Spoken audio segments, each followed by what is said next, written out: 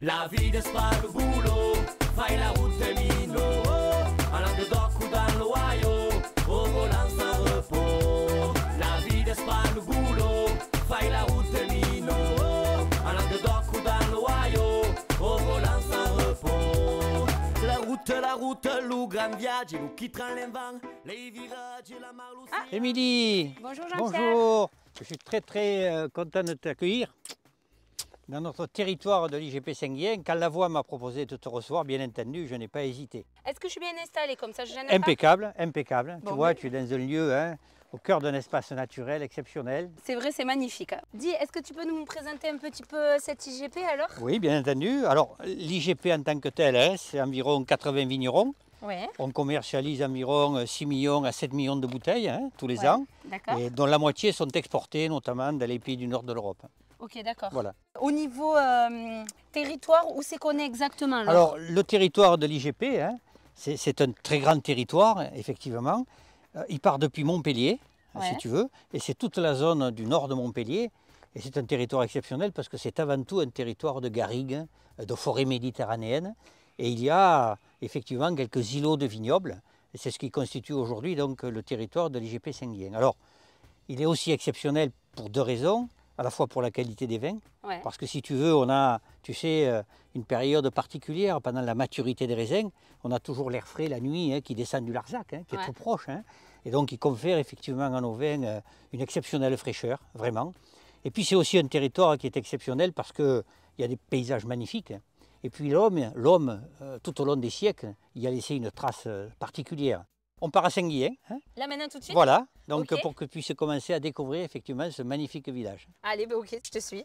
La vie n'est pas le boulot, fai la route Mino, à Languedoc ou dans l'Ohio, au volant sans repos. La vie n'est pas le boulot, fai la route Mino, à Languedoc ou dans l'Ohio, au volant sans repos.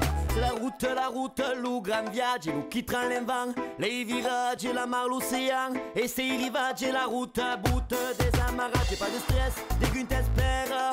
Pose ton kiosque, nous c'est chida. Bon, alors Jean-Pierre, dis-nous où on est exactement, mais je pense que tout le monde aura reconnu le lieu. Et oui, tu vois, c'est l'image qui est aujourd'hui connue, dans le monde entier, on peut le dire, et qui symbolise Saint-Guyen-le-Désert.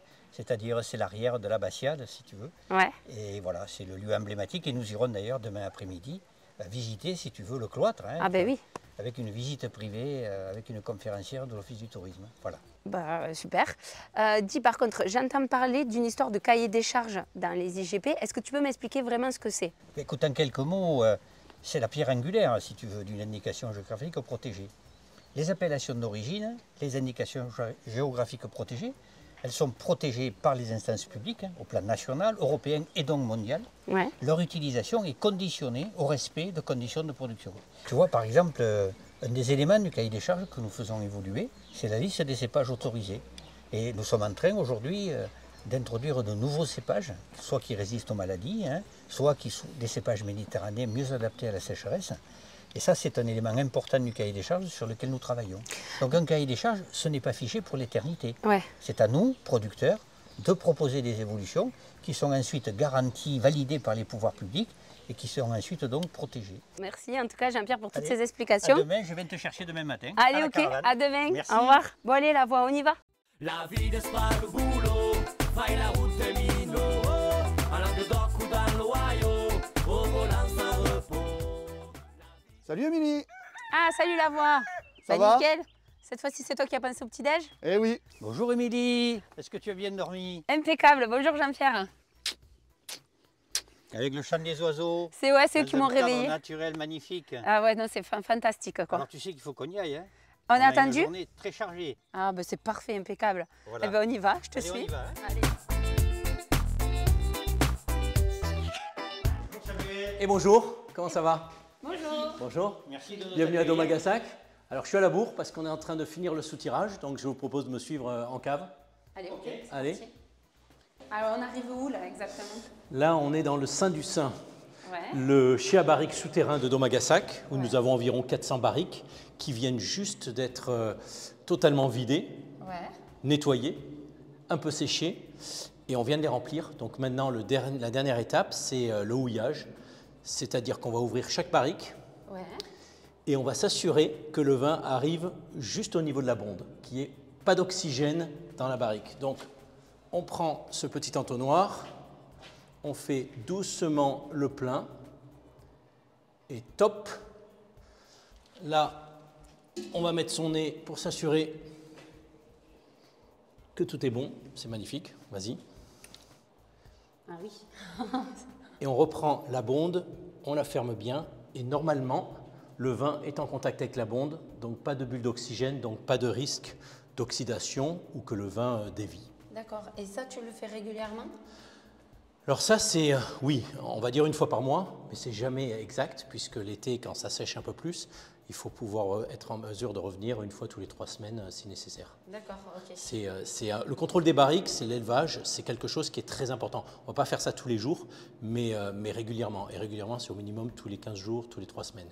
De même manière qu'on fait une analyse du vin pour s'assurer que tout est correct. Donc si je comprends bien, il faut tous les contrôler. Il faut tout contrôler, pratiquement. Okay, d'accord. Voilà. Et là, on en a 400 à faire. La vita sparo bulo, fai la route mino, alla che docco dallo guaio, o volan sans repos. La vita sparo bulo, fai la route mino. Je te remercie beaucoup pour l'activité, pour m'avoir fait découvrir le domaine. Bah, et puis je vous souhaite beaucoup de belles choses pour la suite. Avec grand plaisir et au prochain mois pour le houillage numéro 4. Allez, ok, pas de Au problème. revoir. Merci beaucoup, au Je vous en revoir. prie. La vita sparo bulo, fai la route mino, alla che docco dallo guaio, o volan sans repos. La vita sparo bulo. Alors Émilie, pas trop fatiguée par ce travail dans le chai de Thomas Gassac? Oh non, ça va quand même. Ils m'ont Bon. fait bien pire, les autres. D'accord.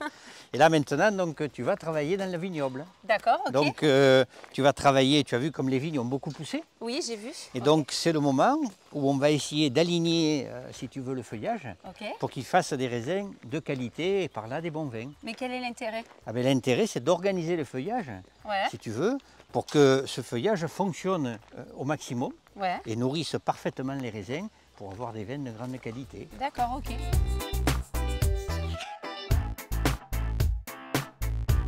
Et bonjour, Émilie. Merci Francis pour Bonjour ton accueil. Jean-Pierre, Merci. avec plaisir. Bienvenue à Château Capion. Voilà. On va aller voir Agathe Ok. et on va regarder pour faire du palissage de vignes.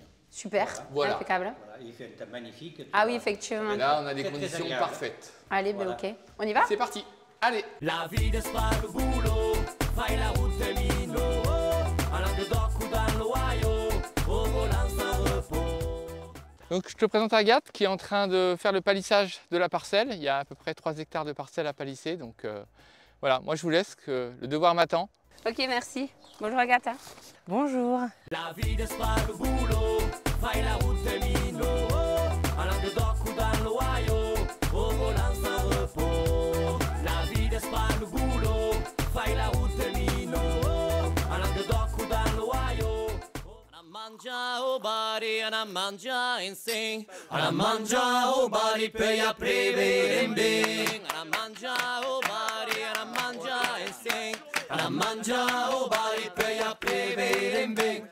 Ana mangia o bari, ana mangia e beure de vigne, ana mangia o bari, ana mangia e beure de vigne, ana mangia o bari, ana mangia.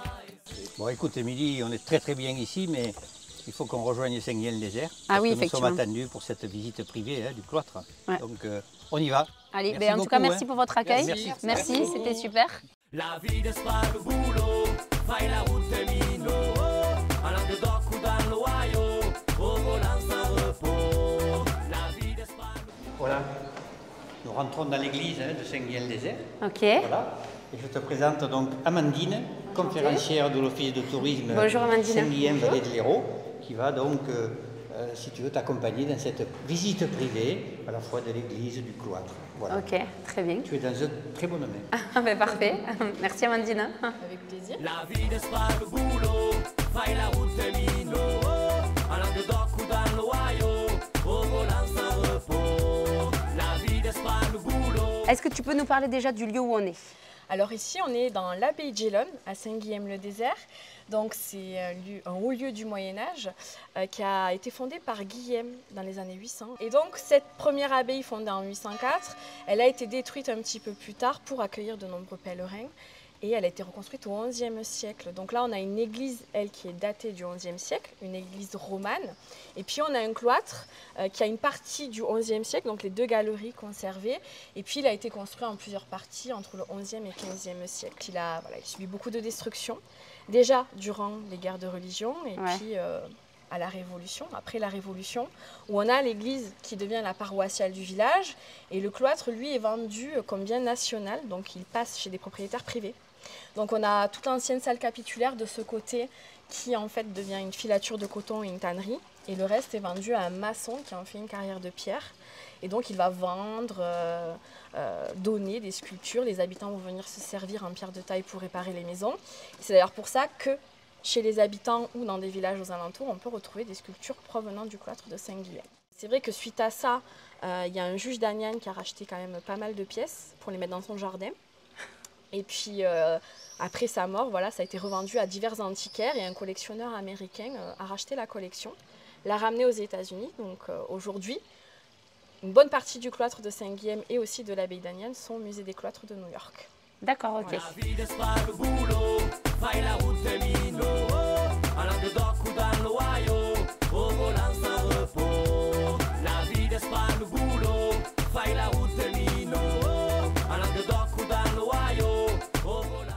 Bon, ben, en tout cas, merci Amandine pour toutes ces explications. Je me suis régalée. C'était un vrai bonheur d'apprendre tout ça.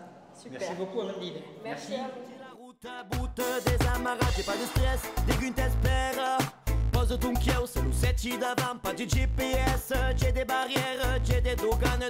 Bien, mais écoute Émilie, tu vois, on est dans un lieu extraordinaire, hein, à 2 pas de Saint-Guilhem-les-Airs. On est entouré de falaises. Voilà, et je suis content de te présenter donc Claude Carcéder, qui est le président de l'Office du tourisme.